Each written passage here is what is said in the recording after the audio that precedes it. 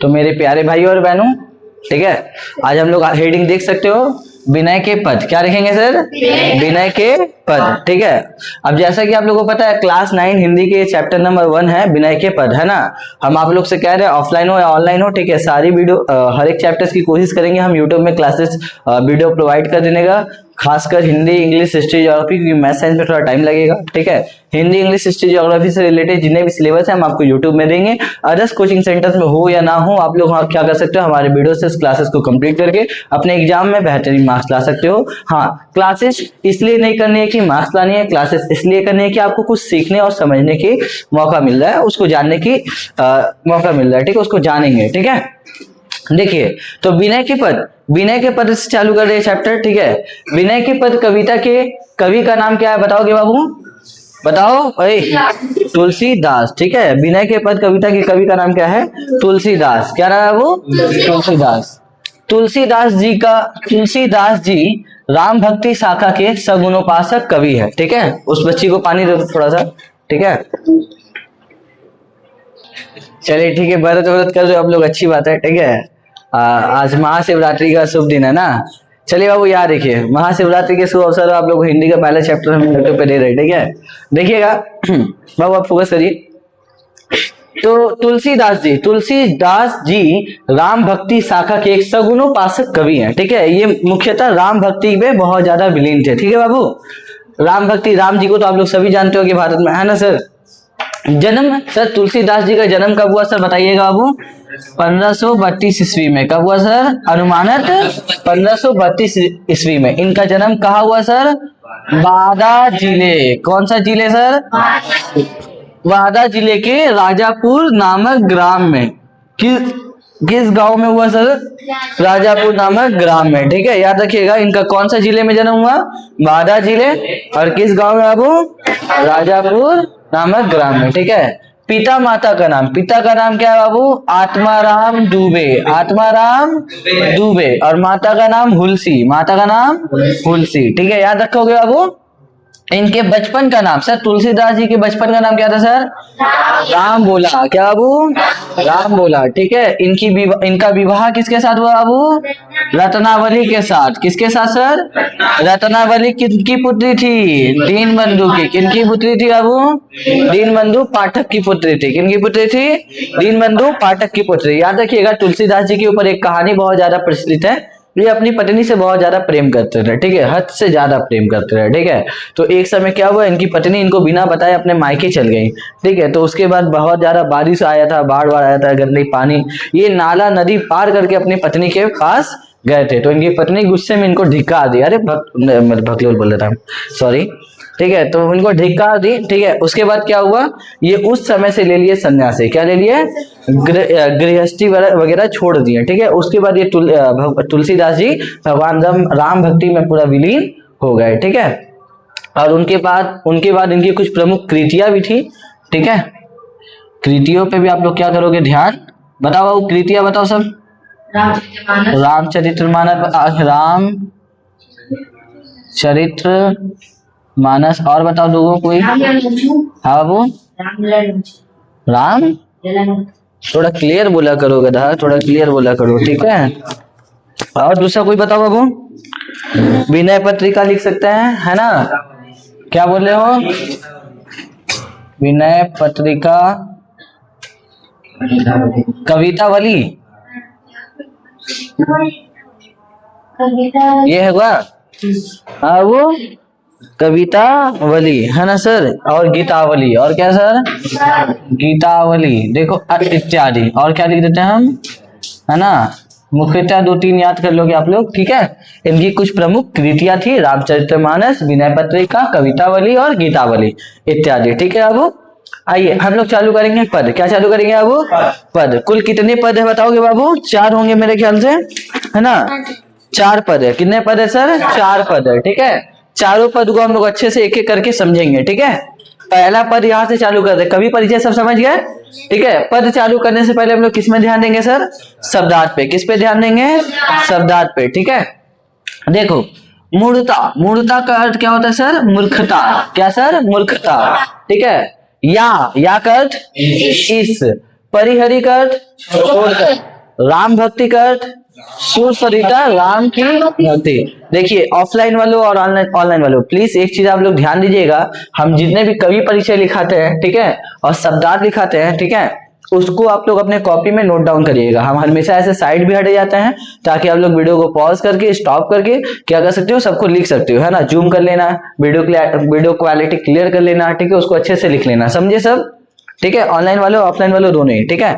देखिए तो आस का अर्थ क्या है सर, आशा, ओस्कन का अर्थ ओस के कर्ण, धूम समूह का अर्थ निरखी का अर्थ देख कर, त्रिसित प्यासा, मति बुद्धि, तह वह, शीतलता शीतलता या ठंडक, है ना, बारी पुनी लोचन, गज कांच का फर्श, बिलोकी विसारी, आनंद उचाल, हरऊ हरण के दूर करे, दुसह नहीं समय योग्य, निजपन अपना वचन। आइए पद चालू करें बाबू, ठीक है, चलिए देखिएगा। ऐसी मूर्खता या मन की ना सर, मतलब ऐसी मूर्खता का सर मूर्खता, ये मन की ऐसी, देखो तुलसीदास जी कह रहे राम भक्ति पे, है ना सर, क्या बोल रहे हैं, ऐसी मूर्खता ये मन की, ठीक है, या मतलब इस मन की परिहरि राम भक्ति सूर सरिता, राम भक्ति सूर सरिता अर्थात राम की भक्ति रूपी गंगा, राम की भक्ति रूपी मतलब राम की भक्ति को छोड़कर आस करत ओस्कन की, मतलब क्या बोल रहा है सर, अन्य देवताओं, क्या बाबू, अन्य देवताओं, अन्य देवता रूपी ओस की बूंद के पीछे ये क्या बोल रहे हैं, ये मन क्या है सर, लगा पड़ा है ना सर, मतलब राम की भक्ति को छोड़कर अन्य देवताओं की भक्ति में क्या है सर, विलीन है ना। मतलब यहाँ पर तुलसीदास जी भक्ति किसकी करने के लिए कह रहे हैं सर, राम जी की, है ना सर। ऐसी मूर्खता ये मन की, मतलब मन की ऐसी मूर्खता देख लीजिए कि राम भक्ति सुर सरिता को छोड़कर, है ना सर, परिहरी मतलब क्या, छोड़कर, राम की भक्ति छोड़कर दूसरे ओस की बूंद यानी कि अर्थात अन्य देवताओं की पूजा या आराधना में लगा पड़ा है ना। मुख्यतः ये किनकी भक्ति करने कहते हैं सर, राम जी की, किनकी भक्ति करने कहते हैं, राम जी की, याद रहेगा बाबू।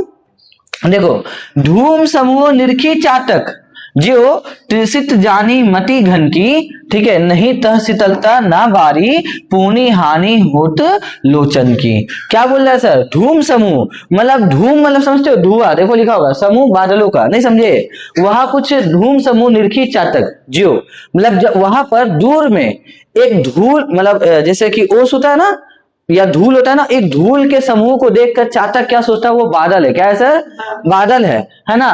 त्रिसित जानी मति घन की नहीं तह शीतलता, और ठंडेपन शीतलता पाने के लिए वो चातक, वो पंछी उस बादल की ओर चल पड़ता है, लेकिन वहां जाके जब उसको पता चलता है कि वो बादल तो था ही नहीं, वो तो धूल का कण था, वो क्या था सर, धूल का कण, या ओस थी, ओस भरी हुई थी, क्या भरी हुई थी सर, ओस या धूल, ठीक है।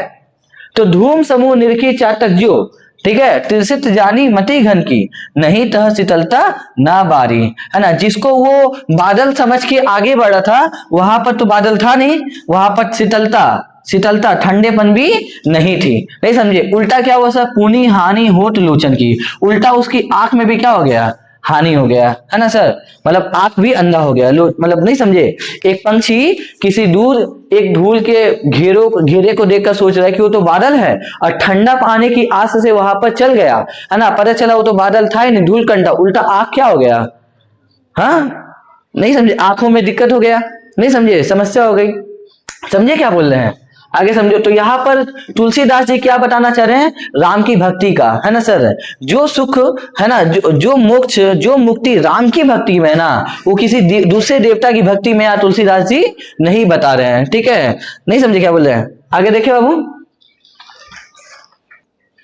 देखिए जो गज काज बिलोकी सेन जड़ छा आपने तन की, ठीक है, टूटत अति आतुर आहार बस क्षति विसारी आनंद की, ठीक है। अब गज काज का अर्थ क्या बताया सर, देखिए काज का फर्ज, मतलब आप लोग देखिए बाज को, बाज समझते हो, बाज एक पंछी है। बाज ना कांच के फर्श में मतलब शीशे में जब खुद का शक्ल देखता है ना तो वो सोचता है ये कौन है, अपने आप को जाके उसमें चोंच मारने लगता है। नहीं समझे? यहाँ तुलसीदास जी मन की स्थिति बता रहे हैं। क्या बोल रहे हैं सर? मेरी तो मन की स्थिति ऐसी है जैसे कि एक बाज अपने फर्श में अपने ही तस्वीर या छवि को देखकर, देखो क्या लिखा है सर, क्या लिखा है, जो गज कांच बिलोकी सेंज छा, मतलब अपनी छाया को देखकर अपने तन की, नहीं समझे, एक बाज अपने ही तन, अपने ही शरीर की छाया को देखकर क्या करता है, गुस्से में जाके वहां चोंच मारने लगता है, अछती बिसारी आनंद की, और खुद को क्या करता है सर, हानि पहुंचा लेता है। खुद को क्या कर लेता है, हानि पहुंचा लेता है। यहाँ तुलसीदास जी कह रहे हैं, ठीक है, कह लो कहो कुचाल कृपा निधि, जानत हो गति जन की, ठीक है, ये वाला लाइन बता दिए ना वो, टूटत अति आतुर आहार बस। आहार मतलब क्या होता है पता है ना, जो ये वार होता है ना, वार हाथ मतलब चोट लगता है, नहीं समझे, घातक होते हैं, है ना सर, वो बोल रहा है। तो एक क्या बोल रहे थे, बाज जब उस फर्श में चोट मारता है तो उसी को घातक होता है, उसी को चोट लगता है ना सर। खुद को कहलो कहो कुचाल कृपा निधि, हे कृपा निधि, हे ईश्वर, है ना। तुलसीदास जी यहाँ ईश्वर से कह रहे हैं, किससे कह रहे हैं सर, ईश्वर से, कि जानत हो गति जन की। अरे यार तुम तो सब जानते हो, हे राम जी आप तो सब जानते हो कि मेरे मन की गति क्या है, ठीक है। तुलसीदास प्रभु हरऊ दूसरा दुख, तुलसीदास जी यहाँ प्रभु से कह रहे हैं, क्या कह रहे हैं देखो, तुलसीदास जी यहाँ प्रभु से कह रहे हैं, हरऊ हर लीजिए दूसरा दुख, मतलब मेरे जीवन में जो दुख है ना, जो कष्ट है, उनको क्या कर लीजिए, हर लीजिए। करहु लाज निजपन की, ठीक है, आप अपने इस भक्ति को भी क्या करिए, लाज बचा लीजिए, ठीक है। तो इस पद को समझे, ऐसी मूर्खता या मन की, मतलब ये मन की मेरी, तुलसीदास जी अपनी मन की स्थिति बताते हुए कह रहे हैं कि ये मन की ऐसी मूर्खता है कि राम की भक्ति छोड़कर अन्य देवताओं की भक्ति, है ना, या उसकी बूंद से तृप्त होना चाहता है। धूम समूह निरखी चातक, है ना सर, और वहां कुछ धुएं को देखकर चातक क्या सोचता है सर, कि वो बादल है ना, और ठंडा मतलब ठंडापन पाने के लिए वहां चला जाता है, लेकिन उसको वहां पर ना ठंडापन मिलता है और ना ही बादल मिलते नहीं है, ठंडापन मिलता नहीं है। जिस धुएं से उसकी आंख क्या होती है, फूट जाती है ना, चातक की आंख क्या होती है सर, धुएं से फूट जाती है ना। और क्या बोल रहा है, जो गज कांच बिलो की, और मेरे मन की स्थिति तो उस क्या बोलते हैं, उस बाज की तरह, उस मूर्ख बाज की तरह है। उस मेरे मन की स्थिति, तुलसीदास अपने मन की स्थिति बता रहे हैं कि मेरी मन की स्थिति उस मूर्ख बाज की तरह है ना, जो अपने ही छा को, मतलब कांच के फर्श में अपने ही छा को, अपने ही छवि को देखकर क्या करता है, जाके चोंच मारता है और खुद को घाव पहुंचाता है ना सर। कहलो कहो कुचाल कृपा निधि, हे कृपा निधि तुम तो मेरे मन की स्थिति जानते हो, कुचाल है मेरी मन की स्थिति, कैसे सर, कुचाल है, जानत हो गति जन की, तुम तो सब जानते हो कि मन कितना विचलित होता है ना सर। तुलसीदास प्रभु हरऊ दूसरा दुख, तुलसीदास जी यहाँ पर क्या करते हैं सर, प्रभु से ये आराध्य करते हैं, ये विनती करते हैं कि हमारे भी दुखों को क्या करो, दूर कर लो, कहूँ लाज निष्पन्न की, इसकी आप इस अपने भक्त की क्या कर लीजिए सर, लाज बचा लीजिए। क्या कर लीजिए सर, लाज बचा लीजिए। इस पद में कवि क्या बताना चाहते हैं, देखो प्रस्तुत पद में तुलसीदास जी ने अपने आराध्य के प्रति विनती की है कि वे उनके मन के कुचाल को दूर करे, है ना सर। राम भक्ति सुसरिता में उपमा अलंकार है। इस पद में वो क्या बता रहे थे सर, उनकी मन की जो कुचालता है ना, जो विचलित मन है, जो कभी इधर कभी उधर भटकता है, उसको क्या करे, एकत्रित करे, है ना सर। नहीं समझे, यहाँ पर तुलसीदास जी क्या कर रहे हैं, आइए अब करेंगे पद नंबर 2, क्या करेंगे, चलिए आइए इस पद में तुलसीदास जी क्या कहना चाहते हैं वो देख लेते हैं। सबसे पहले शब्दार्थ से चालू करते हैं, ठीक है। बताइए, मुंह फांस का अर्थ क्या है सर, मोह रूपी फांसी। कोठी का अर्थ क्या है सर, करोड़। अभ्यंतर भीतर या अंदर, ठीक है। ग्रंथि गांठ। धृत पूरन घी से भरा हुआ। कड़ा मतलब कड़ा, ठीक है। शशि प्रतिबिंब चंद्रमा की परछाई। अनल का अर्थ आग। कल्प सत्य 100 कल्प तक। तरु कोट कठोर, पेड़ का कोटर। विहंग पखारे धोकर, ठीक है। उरग साफ। जतन कोशिश। हरि गुरु करुणा। बिनु विलभ विवेक। संसार घोर निधि। संसार रूपी गहरा समुद्र, ठीक है। आइए पद को एक एक करके अच्छे समझते हैं। माधव मोह फांस क्यों टूटे। यहाँ तुलसीदास जी ईश्वर माधव से प्रार्थना कर रहे हैं, हे माधव मोह फांस मतलब मोह रूपी फांसी है ना, क्यों टूटे, क्यों का अर्थ क्या है सर, कैसे, ठीक है। यहाँ पर अब देखो, ये माधव मेरा मन जो है वो जिस मोह में फंसा हुआ है, जिस मोह में फंसा हुआ है, मैं वहां से कैसे छुटकारा पाऊं, मैं वहां से कैसे छूटूं। इंसानों की जो जीवन है, पता है ना कितने तरह के मोह माया में फंसे हुए हम लोग, इस सांसारिक जीवन में फंसे हुए हैं ना, ईश्वर की भक्ति को समझ नहीं पाते हैं, ऐसा तुलसीदास जी का विचार है, ठीक है। ईश्वर की भक्ति को समझ नहीं पाते हैं, कैसे इस मोह माया से मैं छूटूं, वो माधव से प्रार्थना कर रहे हैं। किससे अब वो माधव से, नहीं समझे बाबू, गाल से हाथ डरा के बैठो, ठीक है। आगे देखें, बाहर कोठी उपाय करिए अभ्यंतर ग्रंथि न छूटे, ठीक है। बाहर कोटि, कोटि का अर्थ वो करोड़ों बार मैंने उपाय किया, करोड़ों बार उपाय किया, अभ्यंतर ग्रंथि, देखिए ग्रंथि का मतलब गांठ न छूटे, लेकिन ये मुंह का जो गांठ है ना बाबू, ये कभी टूटता ही नहीं है। मतलब तुलसीदास जी कह रहे हैं कि मैंने बहुत बार कोशिश किया कि मैं मोह माया से दूर हो जाऊं, लेकिन वो गांठ कभी छूटता ही नहीं है। इंसान भी सोचता है ना यार, अंतिम सच क्या है कि एक समय तो होलसेल में निकल लेना है, नहीं समझे, लेकिन हम भी तब भी रिश्ते नाते ये वो इन सारी चीजों में क्या ऐसा उलझे हुए हैं, फंसे हुए हैं ना सर। तो ईश्वर से माधव से तुलसीदास जी कह रहे हैं कि मैंने अनेक बार प्रयत्न किए हैं इस मोह से छूटने के लिए, लेकिन कैसे छूटूं, वो गांठ टूटता ही नहीं है ना, मैं छूट पाता ही नहीं, ठीक है। धृत पुरन करा अंतर्गत सची प्रतिबिंब दिखावे, ठीक है। धृत पुरन मतलब क्या सर, घी से भरा हुआ, ठीक है। कढ़ा मतलब क्या, अब जैसे मान लो कोई एक कढ़ा है, ठीक है, उसमें घी भरा हुआ है, क्या भरा हुआ है सर, घी भरा हुआ है, ठीक है। और उसमें चंद्रमा की प्रतिबिंब बन रही है, क्या चीज की वो शशि प्रतिबिंब दिखावे, शशि प्रतिबिंब बताए थे ना अभी हम, चंद्रमा की परछाई, जैसे समझ हो। अब जैसे मान लो कढ़ा है, ठीक है, उसमें क्या है सर, बहुत सारा घी है, उसमें चंद्रमा की परछाई बन रही है ना। अब उसको तुम करोड़ों बार जला दो, ठीक है, क्या चंद्रमा को कुछ होगा, क्या नहीं होगा, ठीक है। ईंधन अनल लगाए कल्पसत औठट नाश ना पावे, ठीक है। देखिए क्या बोल रहे सर, ईंधन अनल लगाए, ठीक है, कितना भी उसको आग लगा दो, कितना भी उसको आग लगा दो, औठट नाश ना पावे, कभी उसको खत्म नहीं कर पाओगे, नहीं समझे। तरु कठोर म बस बिहंग, तरु काटे मरे न जैसे। अब तरु का अर्थ क्या होता है सर, यहाँ पर तरु कठोर का अर्थ क्या बताया था, देखो बताया है क्या, कहां पर बताया है, पेड़ का कोटर, पेड़ का।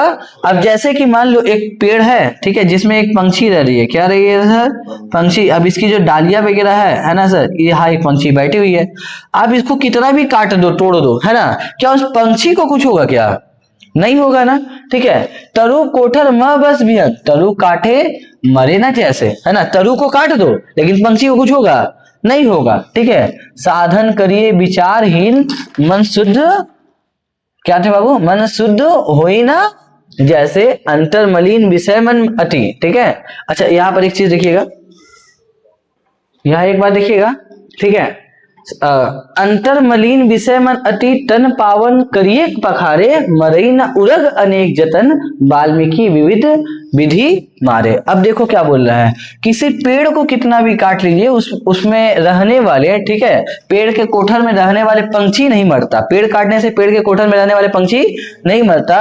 मरई उरग मतलब किसी सांप के बिल के सामने, किसी सांप के बिल के सामने, है ना सर, कितना भी आप पत्थर या तीर मार लीजिए, उस सांप को आप कुछ कर नहीं पाएंगे, है ना सर। बात को समझो, पेड़ के कोठर में रहने वाले पेड़ को, पंछी को पेड़ काट दो लेकिन पंछी को कुछ होगा नहीं। सांप के बिल के सामने आप कितना भी तीर चला लो, क्या सांप को कुछ होगा नहीं। उसी प्रकार से अंतर्मलिन विषय मन अति तन पावन करिए पखारे, है ना, मतलब आप जितना भी अपने शरीर को बाहर से लगड़ लो, जितना भी अपने शरीर को बाहर से लगड़ लो, धो लो, गंगा नहा लो, जब तक मन साफ नहीं होगा तब तक आपके अंदर की मलिनता खत्म नहीं होगी, नहीं समझे। यहाँ पर तुलसीदास जी क्या कह रहे हैं, हाँ, जिस तरीके से आप पेड़ को काट लो लेकिन उसके कोठर में रहने वाले पक्षी को कुछ नहीं होगा, है ना, उसी प्रकार से आप सांप के बिल के सामने कितना मान लो लेकिन सांप को कुछ नहीं होगा। उसी तरीके से हमको कितना धो लो, मेरे अंदर में रहने वाली मलिनता भी साफ नहीं होती, नहीं समझे क्या बोल रहे हैं तुलसीदास जी।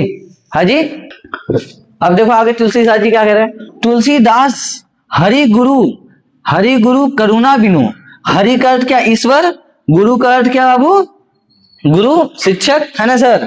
अब देखो ईश्वर और गुरु के करुणा के बिना, बाबू प्लीज बात को समझो, देखो यहाँ लिखा है ना, हरि गुरु करुणा, ईश्वर और गुरु की करुणा के बिना विमल विवेक ना कोई, है ना, आपका पार नहीं लग सकता, है ना। तुलसीदास यहाँ क्या कह रहे हैं, क्या बता रहे हैं कि हमारे जीवन में दो लोगों का बहुत महत्व स्थान होता है, एक हरि और एक गुरु, है ना, एक ईश्वर और एक गुरु, ठीक है बाबू। ये दोनों जब तक आपके ऊपर करुणा नहीं करेंगे, जब तक ये सद्मार्ग नहीं दिखाएंगे, है ना, जब तक आपको अच्छी चीजें नहीं सिखाएंगे, है ना, तब तक आपके अंदर विवेक, विवेक का अर्थ होता है बुद्धि, है ना, तब तक आपका विवेक ना कोई, आपके अंदर बुद्धि जागेगी नहीं, है ना सर। बिनु विवेक संसार, बिनु विवेक बिना बुद्धि के संसार घोर निधि, है ना, ये जो संसार रूपी गहरा समुद्र है, पार ना पावे कोई, नहीं समझे, तब तक इस संसार से कोई पार नहीं पा सकता, तब तक जब तक कि ईश्वर और गुरु का उसके ऊपर करुणा ना हो, समझ गए। कोई भी व्यक्ति इस संसार से तब तक पार नहीं पा सकता जब तक कि उसके ऊपर गुरु और ईश्वर की करुणा ना हो, समझिए। यहाँ पर तुलसीदास जी क्या समझाना चाह रहे हैं, बहुत अच्छी लाइन थी, है ना। फिर से देखते हैं, माधव मोह फास क्यों टूटे, है ना, मैं जिस मोह में फंसा हुआ हूं कैसे टूटे, है ना, बाहर कोटि उपाय करी, मैंने करोड़ों बार उपाय किए हैं, लेकिन इस मन रूपी मन जो है ये मोह में फंसा पड़ा है, कैसे इसे छुटकारा पाए, है ना। धित पुरन कढ़ा अंतर्गत शशि प्रतिबिंब दिखावे, एक कढ़ा में भी, है ना, घी से भरा कढ़ा में जो क्या बोलते हैं चंद्रमा की प्रतिबिंब बनती है, परछाई बनती है, उस कढ़ा को कितना जला लो, है ना, क्या चंद्रमा को कुछ होगा नहीं, ठीक है। तरु, अच्छा आगे क्या थे, तरु कोठर मर बस विहंग, तरु काटे मरे न जैसे, एक पेड़ के कोठर में रहने वाले पंछी अगर पेड़ काट दो तो कोठर में रहने वाले पंछी को मारा नहीं जा सकता। मरई न उरग अनेक जतन, कितना भी कोशिश कर लो, जतन का अर्थ क्या होता है, कोशिश, कितना भी कोशिश कर लो, है ना, उस सांप के बिल के सामने कितना भी मार लो, उस सांप को कुछ हो नहीं सकता। उसी प्रकार से अपने शरीर को बाहर से कितना भी धो लो, मन की मलिनता दूर नहीं हो सकती, है ना। एक मनुष्य को अपने जीवन में, जीवन रूपी समुद्र में तभी पार पड़ेगा जब उसके जीवन में हरि और गुरु की क्या होगी, करुणा होगी, समझे बाबू। ये बहुत अच्छा पद था, आगे थर्ड चले, ठीक है।